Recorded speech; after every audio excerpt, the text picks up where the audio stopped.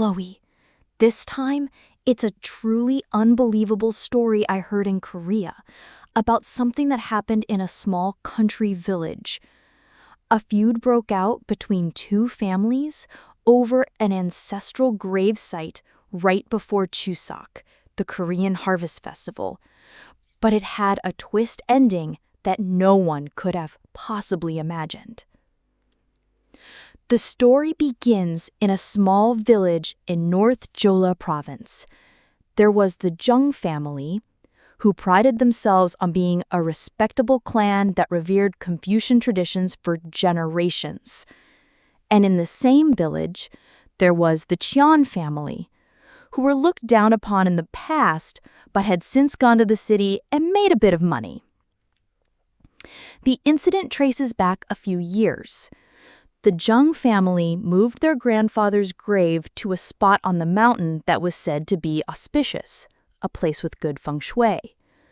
A few years later, the Cheon family buried their own father in a plot right below it.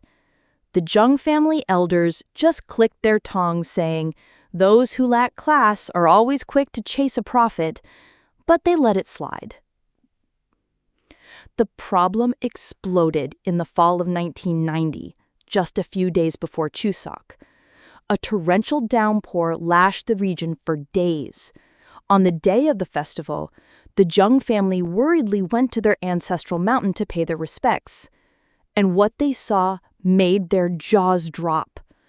The headstone from their grandfather's grave, which should have been halfway up the mountain, had been washed all the way down to the bottom.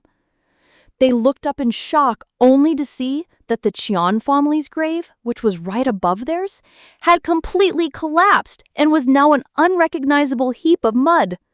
But what was even more infuriating was that right there, on the very spot the Jeong family thought was their grandfather's grave, Mr. Cheon and his sons were holding their own ancestral rites. "Hey, this is our family's ancestral mountain. What are you doing putting your father's headstone here?" a Jeong elder shouted. Mr. Cheon just scoffed. "What are you talking about? I buried my own father here with my own two hands 3 years ago." Chloe, it was a ridiculous situation. With the headstone washed away and the gravesite collapsed from the rain, the two families started claiming the same spot as their own.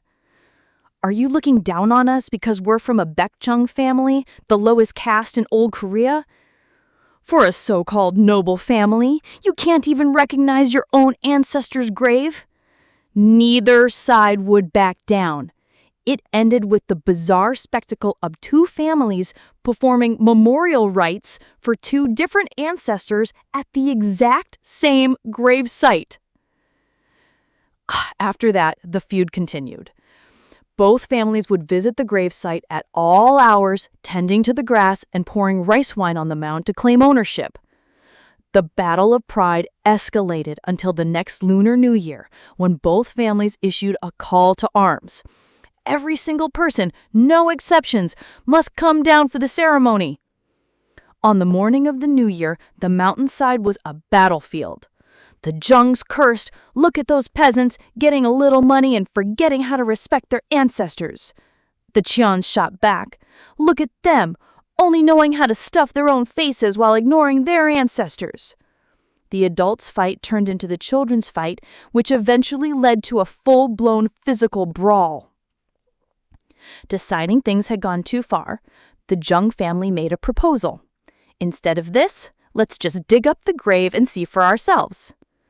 The logic was that since the Jeong grandfather's remains had been moved, there would only be bones, while the Cheon father had been buried there directly, so there should be fragments of a coffin or other belongings. At first, Mr. Cheon was furious, shouting, "You want to dig up my father's grave? Have you no shame?" But with the whole village watching, he reluctantly agreed. But Chloe, this is where the truly strange things begin. In the night before the scheduled exhumation, a series of terrible things started happening to the Cheon family. His son and daughter-in-law got into a car accident and were rushed to the hospital. Other relatives started calling saying they were suddenly sick or had gotten hurt.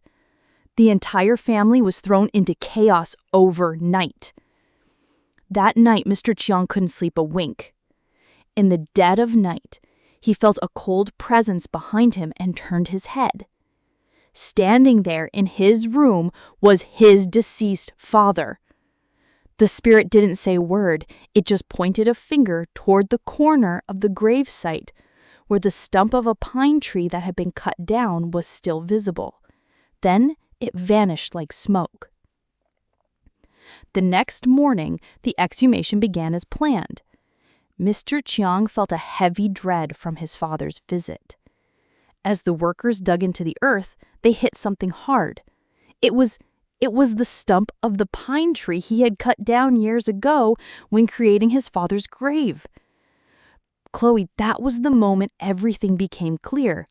The grave Mr. Cheon so fervently believed was his father's was in fact an old, empty burial mound. His real father's grave had been completely washed away in the flood. The Jeong family's grave was perfectly fine right next to it the whole time. The whole misunderstanding started because of one misplaced headstone.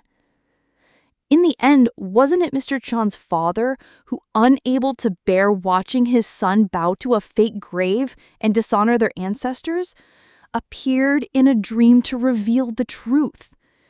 And so the complicated and noisy feud over the ancestral mountain ended anticlimactically, all thanks to that one bizarre visit in the night.